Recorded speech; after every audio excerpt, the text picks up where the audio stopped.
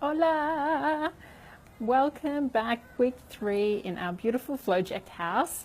And I just wanted to share some more insights around Diplomats. I'm just about to head out. So again, I'm going to keep it brief if I can, but I just wanted to talk about pleasure.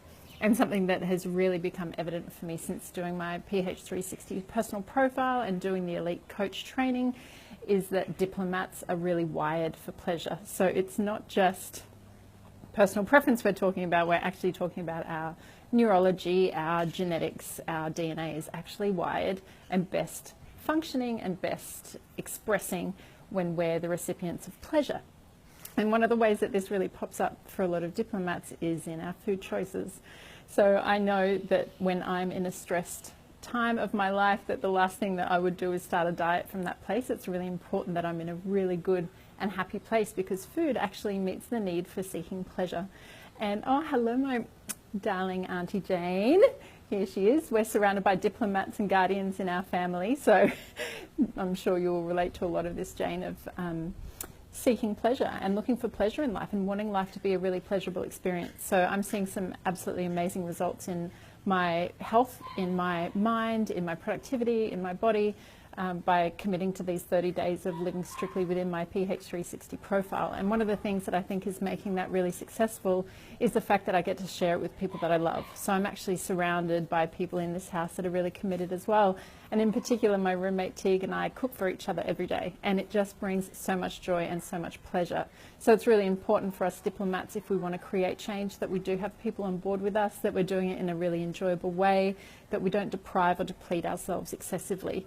And particularly because our bodies are built for conservation, they're built for survival. Anytime we do go into deprivation, our body wants to hold on even more. So if there are diplomats with weight loss goals, it's really important that we eat enough food and the foods that are really good for us. So I have been thinking about the diplomats that I know in my personal life, in my intimate circles, but also the diplomats that I can observe in the world. And as I've said, we can be identified by being tall and broad women, but that doesn't always mean that all diplomats look like that. But if you see a tall and broad woman and she can be a bit harsh and a bit firm and a bit strong, I would say she's a diplomat who doesn't have enough pleasure in her life. So I've been thinking back, we often teachers and nurses and caring professionals as well. So think back to anyone that you might have had in your life like that, who can come across really stern and strong and are not very pleasured. That doesn't sound quite right when we think about our school teachers.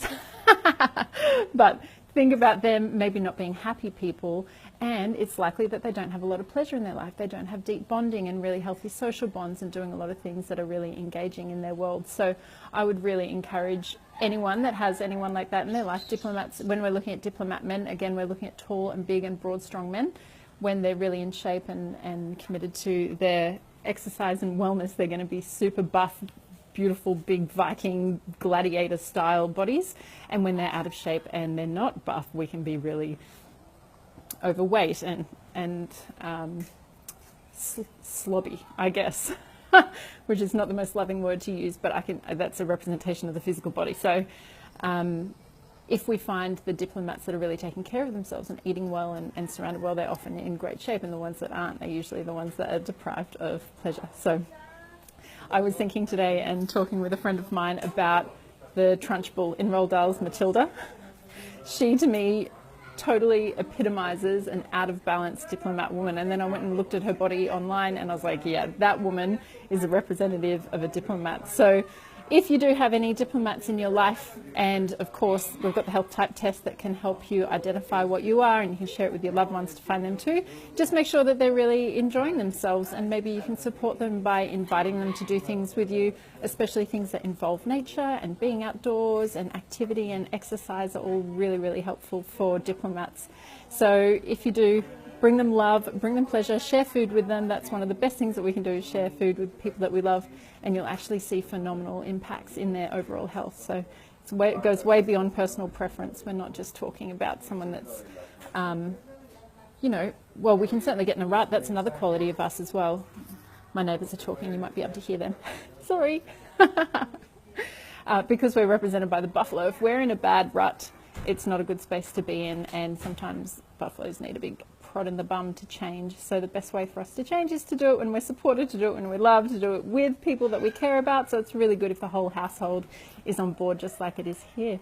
So that's my little tip. Love the diplomats that are in your life, and we will love you a lot back. Mwah. Love you all.